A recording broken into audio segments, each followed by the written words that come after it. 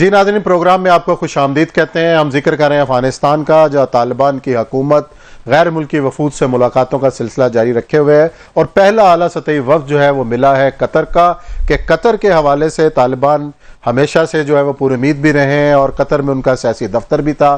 اس لحاظ سے پہلا جو غیر ملکی وفد آیا جس نے دورہ کیا وہ ہے قطر کا، اور یہ سب اس کا مطلب یہ ہے کہ قطر وہ پہلا ملک ہوگا جو طالبان کی حکومت کو تسلیم کر لے گا، یا وہ باقی ملکوں کا یا اسلامی ممالک کا انتظار کرے گا؟ کیا کہتے ہیں آپ اس؟ دیکھیں، اس وقت چین کے بیچ میں آنے کے بعد پوری دنیا کے اندر ایک جسے کہتے ہیں ہڑبڑاہٹ سی پیدا ہو گئی ہے، اور وہ سمجھ رہے ہیں کہ اگر ہم نے وہاں سے نکل گئے ہیں فوجی طور پر، لیکن اگر ہم سیاسی طور پر وہاں سے نکل گئے تو ہم پورے کے پورے اس ریجن سے باہر ہو جائیں گے۔ اس لیے 4 بڑی امداد کا اعلان ہوا ہے۔ آج یونائٹڈ نیشن نے $20 ملین کا اعلان کیا ہے کہ ہم طالبان کو دے رہے ہیں۔ کینیڈا نے $50 ملین کا اعلان کیا ہے کہ ہم کینیڈا اس کو دے رہے ہیں، طالبان کو دے رہے ہیں۔ امریکہ نے $64 ملین کا اعلان کیا ہے کہ ہم طالبان کو دے رہے ہیں، اور جاپان نے $200 ملین کا اعلان کیا ہے کہ ہم طالبان کو دے رہے ہیں۔ یہ تمام امدادیں جو ہیں اس کے اچھا، یہ بھی بڑی عجیب بات ہے کہ امداد کا اعلان تو کر رہے ہیں، لیکن یہ کہہ رہے ہیں کہ اب ہم تسلیم نہیں کریں گے۔ کینیڈا بھی یہ کہہ رہا ہے کہ ہم انتظار کریں گے، تسلیم نہیں کریں گے۔ امریکہ بھی یہی کہہ رہا ہے، فرانس بھی یہ کہہ رہا ہے، لیکن پیسے دے رہے ہیں۔ یہ کیا بات ہوئی؟ وہ پیسے اس لیے دے رہے ہیں کہ ان کا تعلق قائم رہے، اور تسلیم اس لیے اس کی صورتحال میں کہ کس قسم کی گورنمنٹ بنتی ہے، لیکن گورنمنٹ کی بات نہیں ہے۔ بیسیکلی اس وقت نیگوسیشن چل رہی ہیں امریکہ اور روس اور چین کی انڈر کرنٹ، کہ آپ اس سارے ریجن کے اندر جو بھی اکنامک ایکٹیویٹی رکھنا چاہتے ہو ہمیں ساتھ شامل کر لو، کیونکہ یورپ کے کم از کم 36 ملک ہیں کہ جن کے ساتھ اس نے ون بیلٹ ون روڈ کے معاہدے کیے ہوئے ہیں چین نے۔ یہ چین کی جو بیسک ٹیکنالوجی ہے اس وقت، جو کہ ٹرین کی ٹیکنالوجی ہے، یورپ چاہتا ہے کہ وہ ٹیکنالوجی جو ہے وہ چین سے حاصل کرے، کہ وہ اس وقت دنیا کی بہترین ٹیکنالوجی سمجھی جاتی ہے، اور سمجھا جاتا ہے کہ چین نے جو پل بنائے ہیں، جو روڈز بنائی ہیں، اور وہ آپ کو بھی بیجنگ کی انڈر گراؤنڈ اور دیکھیں ذرا سا، آپ کو احساس ہوتا ہے کہ جیسے آپ پتہ نہیں کتنی کھلی جگہ پہ آ گئے ہیں اور کتنی شاندار۔ جبکہ آپ لندن میں جائیں تو آپ کو ایک دم کلسٹروفوبک کے ساتھ ہوتا ہے، آپ کو دم گھٹنے لگتا ہے لندن کی ٹرینوں کے اندر، کیونکہ وہ اصل میں وہ پرانی جو کول مائنز تھیں ان کے اندر انہوں نے وہی اسی بچھا دی تھی۔ تو اصل مسئلہ یہ ہے کہ وہ اس وقت اس بات کا انتظار کر رہے ہیں کہ افغانستان سے ہمارا ناطہ نہ ٹوٹے، ہم اس کی مدد بھی کرتے رہیں، یہاں ہڑبڑاہٹ نہ ہو، خرابی نہ ہو، اور چین کے ساتھ ہمارے مذاکرات کامیاب ہیں۔ اور دوسرا یہ چاہتے ہیں کہ یہاں ایک ایسی حکومت نہ بن جائے کہ جو حکومت بنیادی طور پر اسلامی اصولوں کے مطابق ہو، ایک نرم گرم سی حکومت ہو، جیسے پاکستان میں ہے، اسلامی نظریاتی کونسل بھی ہے، ایک آئین بھی ہے، ایک شریعت کوڈ بھی ہے، لیکن اسلام کہیں نظر نہ آئے۔ اسلامی حکومت ضرور ہو لیکن اسلام نظر نہ آئے اس کے اندر۔ تو یہ بنیادی طور پر ان کا جو ہے۔ اچھا، اور یہ صاحب ایک اور امپورٹنٹ جو پیش رفت ہوئی بالآخر گراس روٹ لیول کے اوپر ملک بھر میں جو کنٹونمنٹ بورڈز ہیں ان کے انتخابات کا مرحلہ مکمل ہوا، اور انتخابات کے اندر لارجسٹ پارٹی تو حکمران جماعت ہی رہی، لیکن پنجاب کے اندر مسلم لیگ نون نے نمایاں کامیابی حاصل کی ہے، سندھ کے اندر پیپلز پارٹی بڑی پارٹی رہی، لیکن جو کراچی کے حوالے سے جو فگرز آئی ہیں کہ اس کے اندر جو حکمران جماعت MQM جس کا کراچی کے اندر پورا ہولڈ تھا، وہ 3 سیٹیں اس نے لیں، تیسرے نمبر پہ رہی ہے، اور جو جماعت اسلامی ہے وہ ووٹوں کے لحاظ سے اس نے ری گین کیا ہے، اور 5 سیٹیں انہوں نے کراچی کنٹونمنٹس میں لی ہیں، اور بڑے پر امید بھی آنے والے الیکشن کے حوالے سے۔ تو جو نتائج آئے ہیں اس کو آپ کس طرح دیکھ رہے ہیں؟ دیکھیں، میں جب سے سیاست پڑھنا شروع ہوا ہوں یا سیاست کو دیکھنا شروع ہوا ہوں، یہ پہلی دفعہ کنٹونمنٹ کے الیکشن جو ہیں ان کو اس طرح سے جسے کہتے ہیں نیشنل لیول کی کوریج ملی ہے۔ اس کا مطلب یہ ہے کہ ہماری پولیٹیکل ایکٹیویٹی اور یہ ہوئے بھی سیاسی بنیادوں پر ہیں، پارٹی بیسس پہ نہیں، پہلے بھی ہوتے تھے پارٹی بیسس پہ، ایسی بات نہیں ہے، لیکن یہ تھا کہ سیاست باقی جگہ سے دم توڑتی جا رہی ہے۔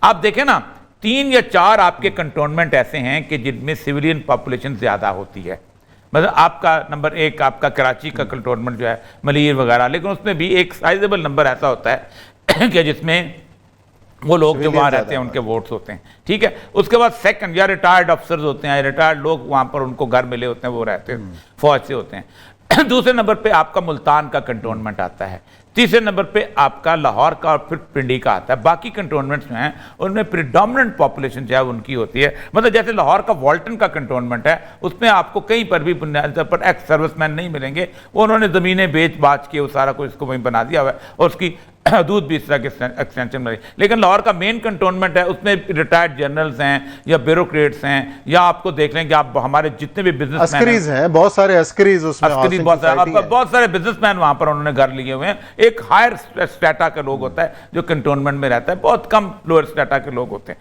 تو ایک تو یہ ہے کہ یہ ایک انڈیکیشن ہے کہ ہوا کس طرف کی ہے اور ہوا کس طرف کی چلا دی گئی ہے. اچھا، اور یہ ہوا کس کے لیے چلائی گئی ہے یہ بھی آپ اندازہ کریں کہ 60 کے قریب جو ووٹیں ہیں. یہ آپ کا یہ جو کہنا کہ ہوا چلا دی گئی ہے، اس کا کیا مطلب ہے؟ اور پنکھے بہت سارے ہوتے ہیں، ہوا چلتی ہے نا جی.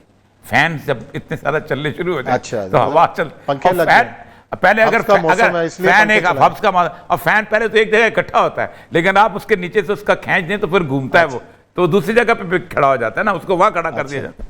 تو 59 ووٹس ہیں مسلم لیگ نون کے، 60 جو ہیں وہ ہیں پی ٹی آئی کے، لیکن 55 جو ہے وہ آزاد ہیں. یہ بڑی مزدار قسم کی فگر ہے. ہاں جی. اور یہ آزاد جو ہیں یہ ان کو یہ جیتے ہیں جس طریقے سے، اور ان کی لائلٹیز کدھر جاتی ہیں یہ بتائے گا کہ فیصلہ کن کے کیا صورتحال ہے. حالانکہ میں آپ کو ایک بات بتاؤں کہ ظاہر ہے وہ ہمیشہ سے حکمران پارٹی کی طرف جاتی ہے. اور دوسری بات ایک اور دیکھیں کہ پنجاب میں لاہور شہر میں اس دفعہ ووٹ کو عزت دو نہیں تھا نعرہ، کام کو عزت کو نعرہ لگا. کام کو عزت دو، کام کو عزت دو کا نعرہ لگا. کام کو عزت دو. ایک بات یہ ہے کہ کام کو ووٹ دو، کام کو ووٹ دو، کام کو ووٹ دو. ٹھیک ہے. اصل میں مسئلہ سارا یہ ہے عثمان صاحب کہ اب الیکشنز کے آگے آتے آتے چیزیں اور بدلیں گی اور حالات جو ہیں اور طرف جائیں گے اور اس سے اندازہ ہوگا. اچھا، اور یہ سب ایک اور سوال میں نے بڑا ٹیکنیکل سوال پوچھنا چاہتا ہوں، رہنمائی لینا چاہتا ہوں. ایک جماعت کنٹونمنٹ بورڈ کے انتخابات میں حصہ لیتی ہے، اس کا نام ہے تحریک لبیک پاکستان. اس کے امیدوار ہر کنٹونمنٹ کے حلقے کے اندر کھڑے بھی ہوئے اور انہوں نے بڑے قابل ذکر ووٹ بھی لیے، اور کئی حلقوں میں انہوں نے جماعت اسلامی جو بڑی مذہبی جماعت ہے اس کے مقابلے میں زیادہ ووٹ بھی لیے. ایک طرف تو یہ کالعدم ہے، اس کے سربراہ جیل میں ہیں، اور دوسری طرف سیاست کو کرنے کی پوری آزادی ہے. یہ کھلا تضاد نہیں ہے؟ یہ کیا وجہ ہے؟ اس کی ایک وجہ ہے. دیکھیں تحریک لبیک کے ساتھ ہو یہ رہا ہے کہ سعد رضوی کی کو انہوں نے 3 مہینے کے بعد بالکل غیر قانونی طور پہ بند رکھا ہوا ہے. اسی لیے جب بھی کوئی جج آتا ہے تو جج لکھ کے دیتا ہے میری ذاتی وجوہات کی وجہ سے میں یہ کیس نہیں سن سکتا. بھئی تمہاری ذاتی وجوہات ہے، استعفیٰ دو تو گھر میں جا کے اور کام کرو، وکالت کا چیمبر کھول لو. ذاتی یعنی یہ چوتھی پانچویں پیشی پہ یہ ہو رہا ہے. اصل مسئلہ یہ ہے کہ سیاسی پارٹی کے طور پہ تحریک لبیک رجسٹرڈ ہے. اب تحریک لبیک کو رجسٹرڈ سے ختم کرنے کے لیے آپ کے پاس ایویڈنس چاہیے کہ اس نے یہ کام غلط کیے ہیں. ٹھیک ہے، ایویڈنس آپ کے پاس ہے ہی کوئی نہیں. آپ کیسے ایویڈنس لے کے آئیں گے الیکشن کمیشن کے سامنے؟ تحریک لبیک نہ کوئی دہشت گرد تنظیم کبھی رہی ہے، تحریک لبیک نہ کوئی سلیپر سیل رہے ہیں، تحریک لبیک نے نہ کبھی اغوا برائے تیوان کا کام کیا، کوئی اور ایکسٹورشن. ایک جنرل پبلک ریلی جو ہے اس کے اندر اگر کہیں جگہ روڈ بلاک ہوتے ہیں تو پاکستان کے اندر تو یہ ریت ہے، 70 سال سے ہوتے چلے آئے. پھر تو آپ سب کے ساتھ کسی کا سلوک کریں. اور الیکشن کمیشن کہے گے کہ آپ مجھے بتائیے کہ بے نظیر کے زمانے میں تو یہ ہوا تھا، آپ نے کبھی اس کے خلاف درخواست دی؟ ٹھیک، اس کو تو آدھا پاکستان جل اٹھا تھا، آپ نے دی درخواست. اس طرح اور بہت سارے لوگوں کے بارے میں کہیں گے کہ فلان نے یہ کیا. خود عمران خان جو 124 دن بیٹھے رہتے، اس کے بارے میں آپ نے کچھ کہا کہ اس کو بین کریں، تو انہوں نے اس کو ایک دہشت گرد تنظیم کی طرح بین کر کے یہ صرف شیخ رشید صاحب کا جو انٹیریئر کا منسٹری ہے نا اس کے اندر کر دیا. اب انہوں نے ایک چال چلی ہوئی ہے گورنمنٹ نے، اور چاہتے یہ ہیں کہ سپریم کورٹ سے اپیل جو جائے گی تو وہاں سے بحال کرا دیں، اور ہم نے کہیں گے ہم نے کون سا کیا جی، وہ تو عدالت نے کیا ہے. یہ پاکستان کی ایڈمنسٹریشن کی سب سے فضول حرکت ہے. پاکستان میں بیوروکریسی نے اور سیاستدانوں نے مل کے اس طرح کی بزدلی، بیوقوفی اور جسے کہتے ہیں نان ایڈمنسٹریٹو صورتحال بنائی ہے. چلیں جی دیکھتے ہیں اور یہ سب آنے والے دنوں کے اندر کس طریقے سے ریلیف ملتا ہے، کیا ہوتا ہے. ایک منٹ مجھے دیجیے گا. اگر کسی کی جو کر لیں زمین پہ قبضہ ہے نا تو کہیں گے جاؤ جا کے عدالت سے فیصلہ کرو. میں تو نہیں، ایس ایچ او کہتا ہے میں نہیں کر سکتا. اگر کسی کی نوکری نہیں ہے جاؤ جا کے عدالت سے ہاتھ. یعنی ہم نے دھکے مار کے لوگوں کو کہا ہے کہ ہم انصاف نہیں کریں گے، عدالت سے انصاف لو. چلیں جی دیکھتے ہیں عدالت کیا فیصلہ کہتی ہے اس حوالے سے. یہاں بریک لیتے ہیں، بریک کے بعد آئیں گے تو پروگرام کا سلسلہ جاری رہے گا.